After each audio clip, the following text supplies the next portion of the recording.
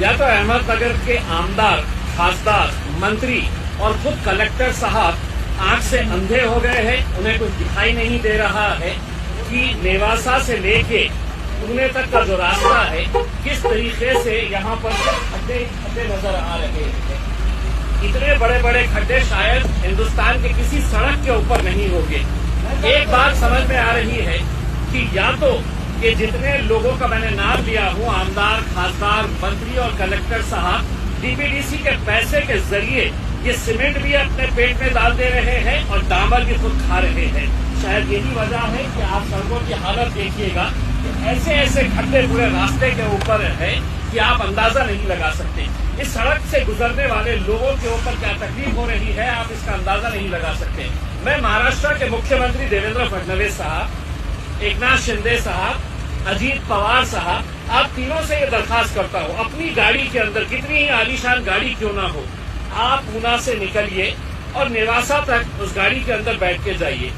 आपकी गाड़ी का सफर जो होगा उसके बदले में मैं आपको 10,001 रुपया इनाम दूंगा।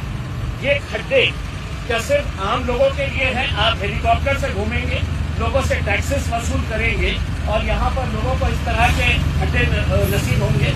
हम सरकार से ये दरखास्त कर रहे हैं, अहमदनगर प्रशासन और पुलिस को ये बता रहे हैं, अगर जल्द से जल्द ये रास्ते की दुरुस्ती नहीं होती है तो हम इस रास्ते को पूरी तरीके से पैक कर देंगे, हम रास्ता रोको आंदोलन करेंगे।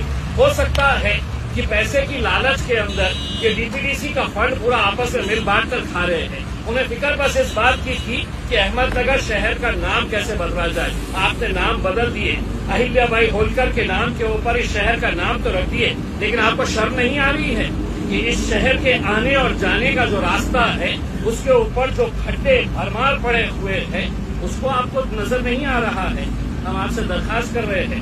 और हाँ, मुख्यमंत्री साहब अगर इस सड़क से गुजर रहे हैं तो 10,001 रुपया, और अगर इसी सड़क से वापस जा रहे हैं तो दोबारा 10,001 रुपया हमारी तरफ से, मजलिस की तरफ से आपको दिए जाएंगे। आमदार, खासदार, कलेक्टर साहब, आपसे मैं दरखास्त कर रहा हूँ, एसी कैबिन में बैठने के लिए आपको नहीं वहाँ पे जगह दी गई है। आप कैबिन से बाहर निकलिए और देखिए कि आपके जिले की हालत क्या हो रही है करके। और इल्जाम आपके ऊपर इसलिए लग रहा है कि आपके जो मंत्री, आमदार, खासदार पैसा खा रहे हैं, शायद आप खामोश बैठे हैं। हो सकता है कुछ हिस्सा आपके हिस्से में भी आ रहा होगा, इस वजह से आप मुंह खोल नहीं रहे हैं। जल्द से जल्द ये रास्ता दुरुस्त कर दीजिएगा, हमें मजबूर मत करिएगा कि हम दोबारा यहाँ पर आए और पूरे रास्ते को हम जाम कर दें। जल्द से जल्द ये काम शुरू किया जाए।